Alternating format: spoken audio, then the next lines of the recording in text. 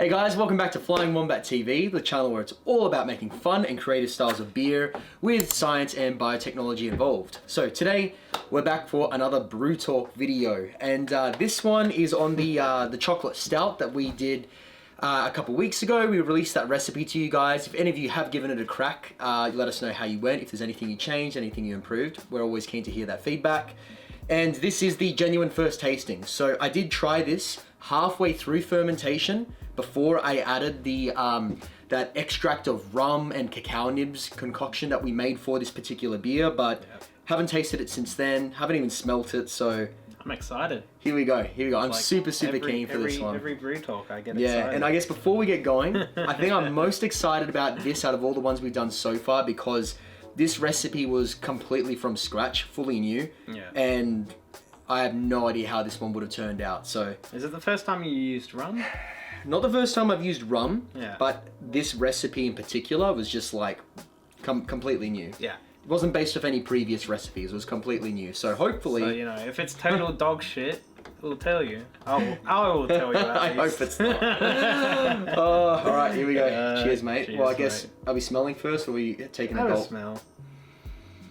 It Like a beer. It smells like beer, but it smells like your classic kind of stout. Nothing that out of the ordinary. You know, those roasted espresso kind of aromas. I can smell the cocoa. You smell the cocoa? Yeah.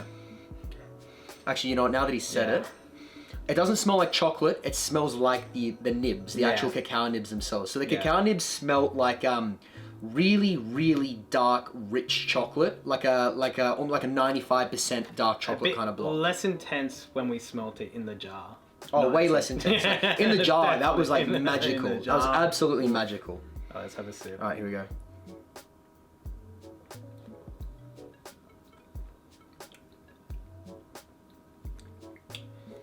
It came through. Yeah. That cacao definitely came through. Okay, so, interesting. Look, I'm gonna go ahead and say, like, it's not the best stout I've ever drunken, that's for sure. No. Yeah. But the cacao definitely is there. So there's your classic stout flavors, like it's really roasted, it feels dark and rich, it's got a little bit of sweetness going on. And there's that touch of espresso sort of thing happening. But the actual cacao is definitely there. Like, it's that distinct flavor of the nibs. It's not, you know, it's not chocolate, it's not a block of chocolate, it's not a dark chocolate, it's not chocolate powder. It is that bitterness and that tang that you get from the actual cacao nibs themselves. That's coming through in the aftertaste quite a lot as well. The cocoa nibs and... That's nice. I'm not getting any of the rum. Or at least I don't think I'm getting any of the rum. I can't really... To be honest, I can't tell. taste... I don't think I can taste any really rum qualities. But that's alright. Like, FYI, the rum was there not to actually add flavor.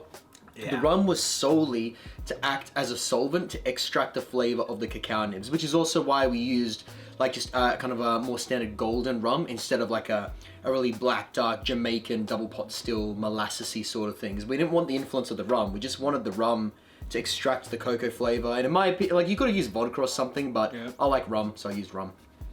All right, well, first impressions. Cocoa. Yeah. Once you go black, you never go back. Hey, we got one in there.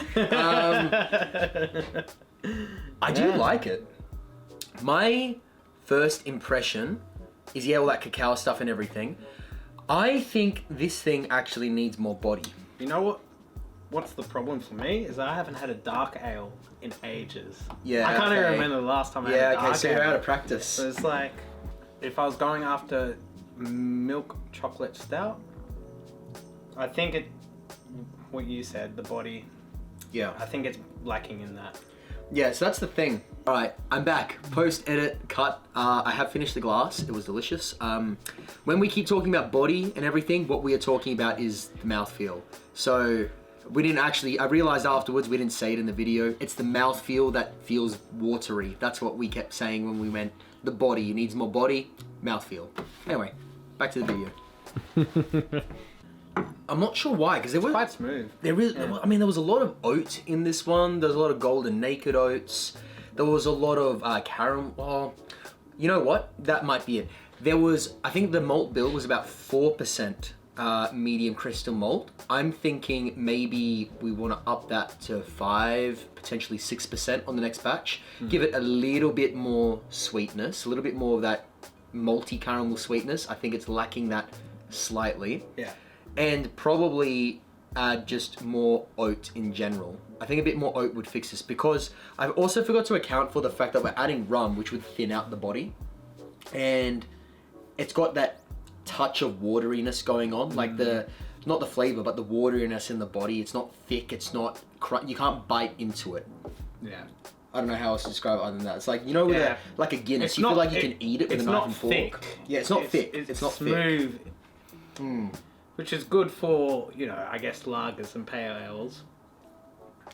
And by the way, it's not like super watery, but if I was going to improve something in this, that's the first thing that stands out to me, is that I would like it to have a little bit more chewiness factor, a bit more body going on. As for bitterness, I think the bitterness is fine. Yeah. I don't think you want it more bitter or less. Yeah. No, the bitterness hit the nail on the head. So it's got your standard stout bitterness. Yep. Nothing out of the ordinary, and that's a good thing, because the thing I was concerned about is when you're working with cacao, cacao has bitterness, and like unlike hops where you can kind of calculate approximately how many IBUs you're going to get when you add how much at what point in the boil, all that sort of stuff. With cacao, I don't know. Maybe someone can do it. I don't know a way to do it. So it was kind of an unknown factor throwing that in the boil, because we didn't know how much bitterness that was going to contribute. And it's not the same kind of bitterness that you get from hops. It's different. It's all experimental. Yeah. I mean, I was just worried about it being too astringent. I was worried about it being like really like weirdly tacky bitter. And yeah, but I like it. ABV, by the way, I do need to recheck this one, but I think it came out to 6.8%. So I was shooting for 7, so we've undershot that slightly. But I do need to check that gravity reading again. We'll do a post-edit, you know, put the number up there of what it actually is. Well, it hit the mark on the colour as well.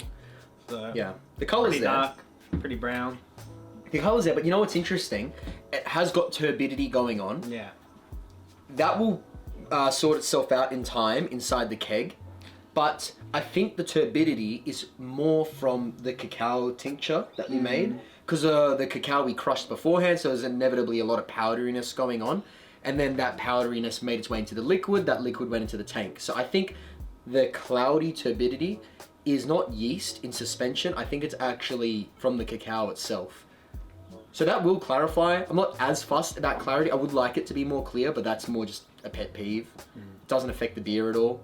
Yeah, but the color, I actually thought it was going to be darker. It is dark, but it's more like a really dark brown. I don't know if you'll see this on camera, but it's more like a really dark brown, not a black. I would like it to be black. Completely black. I would like it to be completely black. Right.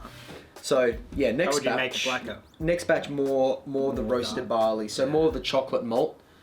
Yeah, I think more chocolate malt is pretty necessary. Would that give it more body as well? It will give it a bit more body. It will also give it a little bit more bitterness. So it needs to be used in the right proportions. I think it was 4% chocolate malt on this grain bill. So we could up that to like 7% and really dive into that more espresso-y character. Because the espresso, you know, that'll complement the chocolate flavors nicely with the cacao. It will be good because we're releasing the recipe for this as well. We can add notes to that recipe of what we improve or change. Yeah, good. Yeah, good call. Yeah, so we'll put some bullet points like at the top of the recipe. So we released it last time as a Google Doc sort of format. So we'll do the same thing again. Well, we have done the same thing again by the time this video comes out, and would have added notes to it as to what we think you could do to make it better. But as always, you know, you tell us as well, because this recipe was completely brand new, so we didn't really know what to expect. Now, having tasted it, I have a few ideas of what I'd change, but I'd love to get your opinions as well. Yeah, I think that's a good idea. Balance? You reckon it's balanced? Other than the malts, I think, you know, bitterness, the hops you added, it's all fine. Maybe more chocolate, I think.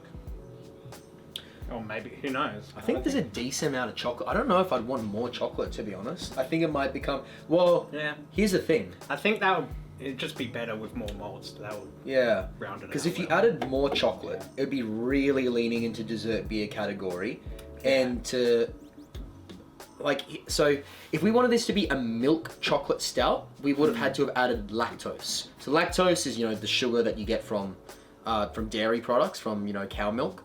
So if you add lactose, it gives it that silky body sort of thing. For example, what was it? Batch Brewery uses lactose in their LC the Milk Stout. Really, really great beer, but it's that lactose that gives it that silkiness going on, because lactose can't be fermented by yeast, so it stays inside the product. I mean, I like it. I do like it. I don't know. I think I'm nitpicking a bit because I know now that there's things that I'd improve, and this was a less polished recipe than some of the other beers that we've done in the previous videos. So I'm probably being more critical, but it is decent. It's definitely hit the mark as far as it's a chocolate stout. It's definitely a chocolate stout. Yeah. It's definitely a stout. There's definitely chocolate in there. Be worried if it came out pale. Yeah. Well, I think the concern was more that it wouldn't have any chocolate, because when you make a normal stout, in my opinion, you tend to get more roasted and espresso character than chocolate character. Like, there's malts called chocolate malts that you use to make these beers, but in my opinion, they've always tasted more like a roasted espresso rather than a hot chocolate. So that was where the cacao nibs came in, and I wasn't sure how much influence of chocolate we're actually going to get from those nibs. So I'm really happy, if nothing else, that there is definite chocolate flavor there. Yeah, there's definite chocolate. You have it in the aftertaste. You have it through the beer. It's in the smell as well. Yeah. What would you rate it? 10 wombats. Out of 10 wombats. Okay, so we always need to think about the rating. It has to be about the style, not what is our favorite beer or what's our preference to drink. For the style, how do we rate it? I would give it probably, I don't know, maybe like a 7.5. Yeah, I think I'm being critical, but 7.5. I was thinking, it's got room for improvement. Probably a 7.5. Yeah. I think the biggest thing is the body. That would take it up a couple points. It needs to have more chewy factor, because it is a stout. If this was, it's an FYI, it's more chewy, more body than a pale ale. It's just, I don't think it's enough for this particular style of beer. So more body is the biggest thing for me, I think. What about you? I think the same as well. It needs to be a bit more thicker in a sense. Malt wise. I was going to say sweeter as well, but actually I don't know if it needs to be sweeter. I think it's balanced on that end. I don't mind the bitterness in this. And I was thinking under the first couple sips it should be sweeter, but now that I'm towards the end of the glass, I don't think I would like it sweeter. I think it'd be hard to have another one if it was sweeter than this. So I think the caramel, the crystallized malt, kind of nailed it on the head. Actually, I think sweetness is fine. I think more than anything, it's body. I think that's the biggest thing. Body and color, but darker. Yeah, maybe. The color is just a aesthetic. It's as far as the flavor. Yeah, the flavor goes. I think the flavor of the stout is fine, and the chocolate is fine. I would just like it to be darker, purely for visual purposes. But yeah, if you look at the glass and you look at the what do you call it? The what's this called again? The runnings, the skirtings, the post edit up there. I can't remember what it's called. It's called something. It'll be up there. Whatever that is, You're the brewer, mate. It runs. Yeah, I've just forgotten. It runs down quite quickly, which is indicating that it is quite thin as far as this style goes. So I would like there to be more of, enter that word, clinging around the glass. But yeah, it's kind of it's just the body. That's the biggest thing. Well, I've almost finished the glass. I keep complaining about it, but it is nice. It is drinkable. It is very, very nice. It's actually easy drinking as well. Yeah, which is weird for a stout. Yeah. Yeah. I think it's easy. Yeah, it is weird for a stout, but it is nice. And you know what? ABV wise, I would like it to be above 7%. Not for any other reason than I just like the sound of 7% stout. Yeah. Like there's no like flavor. More alcohol. Yeah, it's not impacting the flavor and like it's all balanced and everything. I just think it sounds better if you call it 7% than 6.8. Yeah. That's it. No But yeah. decimal. Anyway, guys, Yeah. cheers once again for watching. Those of you who are still here and just listening to Yeah. us crap on and talk shit.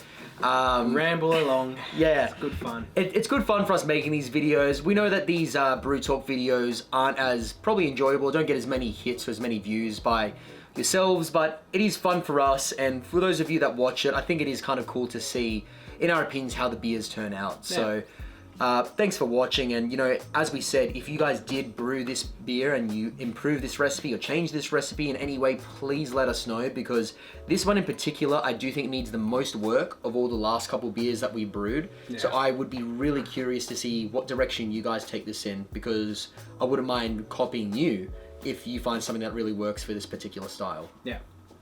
Yeah. Other than that, Cheers, mate. Like and subscribe as always, and we'll catch you next time. happy brewing. Brew on, guys.